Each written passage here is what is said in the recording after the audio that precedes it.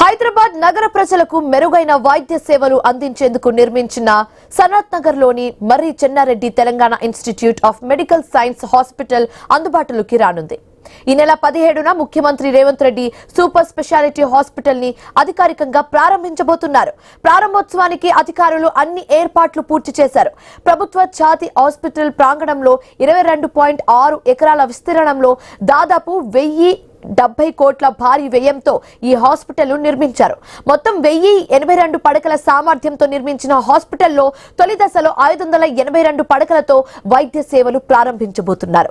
మిగిలిన 500 పడకలను ఈ ఏడాది అక్టోబర్ నాటికి అందుబాటులోకి తీసుకురాబోతున్నట్లుగా అధికారులు తెలిపారు.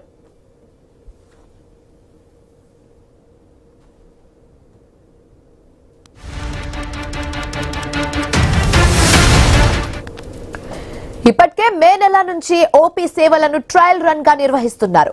రోజు 200 నుంచి 250 మంది వరకు రోగులు వైద్య సేవలు పొందుతున్నారు. కార్డియాక్, నెఫ్రాలజీ, యూరాలజీ, అవయవ మార్పిడి, ట్రామా విభాగాల్లో ప్రధానంగా ప్రత్యేక వైద్య సేవలు అందించనున్నారు. వీటికి అనుబంధంగా మరో 37 విభాగాలు పనిచేయనున్నాయి. నిమ్స్ తరహాలో ఎంసీఆర్ టిమ్స్ కు సంయుక్త ప్రతిపాదన హోదా కల్పించనున్నారు. హాస్పిటల్ నిర్వహణకు అవసరమైన నిధులను సొంతంగా సమకూర్చుకోవాల్సి ఉన్నప్పటికీ తొలి 5 ఏళ్ల పాటు ప్రభుత్వం గ్రాంట్ల రూపంలో ఆర్థిక సాయం అందించబోతుంది. అయితే వాస్తవానికి గత ఏడాది డిసెంబర్లో ఆ తర్వాత ఉగాది నాటికి హాస్పిటల్ ను ప్రారంభించాలని ప్రభుత్వం భావించింది. అయితే నిర్మాణ పనులు పూర్తి కాకపోవడంతో ప్రారంభోత్సవం వాయిదా పడుతూ వచ్చింది.